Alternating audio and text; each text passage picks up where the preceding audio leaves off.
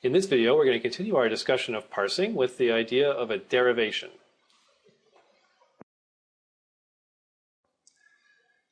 So a derivation is a sequence of productions. So beginning with the start symbol, we can apply productions one at a time in sequence, and that produces a derivation.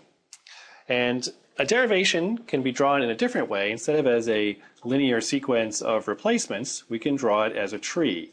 So, for example, if I have a non-terminal x that appears in a derivation, then when I replace x, I can represent that by making the children of x the left-hand side of the rule that I use to replace x. So when I apply the production x goes to y1 to yn, I add the y1 to yn as children of x in the tree that I'm building up. Let's do an example. Here's our simple grammar of arithmetic expressions. And let's consider this particular string, id times id plus id. So what we're going to do now is we're going to parse this string, and we're going to show how to produce a derivation for the string and also at the same time build a tree. And here it is. Over here there is a derivation beginning at e and ending in the string that we're interested in with one production applied each step along the way. And here is the corresponding tree. And this is called a parse tree.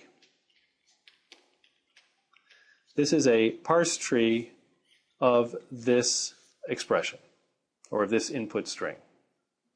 So let's walk through this derivation in detail. On the right side in red, we're going to have the tree that we're building up.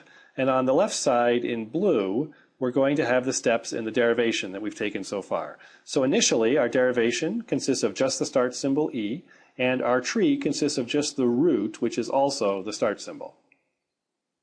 So the first step is that we have a production e goes to e plus e. And what that means is over in the tree, we take the root of the tree and we give it three children, e plus and e. So now we replace the first e by e times e. So we use the production e goes to e times e. And that means we take the first e in the tree and we give it the three children e times and e. Continuing along, we take the first e here that remains in this expression and we replace it by id, which means we make id a child of the leftmost e in the tree that we're building.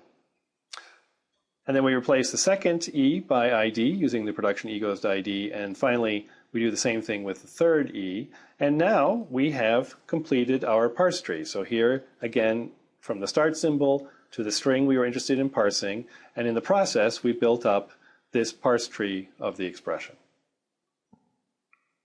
Now there are a lot of interesting things to say about parse trees. So first of all, parse trees have terminals at the leaves and non-terminals at the interior nodes. And furthermore, an in-order traversal of the leaves is the original input. So let's back up and look at our example and confirm all of this. If we look at the leaves, we can see that they're all terminals. Okay, and the interior nodes are all non-terminals. In this case, since we only have one non-terminal in our language, all the interior nodes are E, and the leaves are the terminals of the string. And then we can see that if we do an in-order traversal of the leaves, we get exactly this input string that we started with. Furthermore, the parse tree shows the association of the operations, and the input string does not. So you may notice here that the way this parse tree is constructed, the times binds more tightly than the plus, because the times is a subtree of the tree containing plus. And so this means that we would do the e times e first before we would add e. And some of you may have wondered, well, how did I know to pick this parse tree? Because actually, if you think about it, there's another derivation. Actually, there are several derivations that will give me a different parse tree where the times is towards the root and the plus is nested inside the times. So let's not worry about that for right now, and let's just say that somehow we knew that this was the parse tree we wanted, and I gave you a derivation that produces that parse tree. Continuing on, the previous derivation I showed you is actually a very special derivation. It's what's called a leftmost derivation, where at each step we replace the leftmost non-terminal in our string of terminals and non-terminals. And there's a natural and equivalent notion of a rightmost derivation. And here it is. Here is a rightmost derivation for the same string. Again, beginning with the start symbol, ending with the string we're interested in. And notice that at each step, we're replacing the rightmost non-terminal. So here we replace the only non-terminal e, and we get e plus e. And then in the second step, we replace the second non-terminal e with id, and so on for the rest of the string.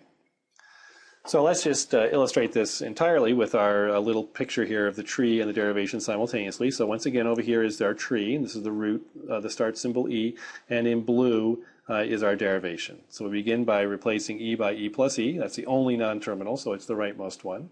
And then working from the right side of the tree, we replace the right e by id. And then the left-hand e gets replaced by e times e. And now the rightmost e that remains is replaced by id, and finally the only e that remains and is also replaced by id. Now I want to point out that the rightmost and leftmost derivations I showed you have exactly the same parse tree. And this is not an accident. Every parse tree has a rightmost and a leftmost derivation. It's just about the order in which the branches are added. So for example, if I have the first production, e goes to e plus e, now I have a choice on how to build my tree. I can either work on this subtree, or I can work on that subtree. And if I build this one first, that will be a rightmost derivation, if I continue to always work on the rightmost non-terminal, of course.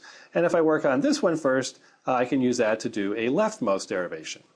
Now, it's important also to realize that there are many derivations besides rightmost and leftmost. I could choose non-terminals in some random order to do my replacements, but the rightmost and leftmost ones are the ones that we're most concerned with.